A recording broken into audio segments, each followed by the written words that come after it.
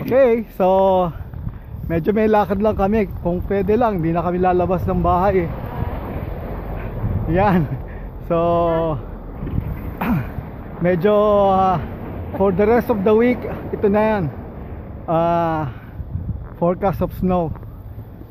So yun siya. Mamaya na ako mag-shovel dahil tuloy-tuloy pa to eh. So just to show you na oo nga eh. Oo, I'm safe. O yan, sige. Okay, mamaya we'll show you some more clips. Okay. So, ingat kayo dyan. Yep, let's go.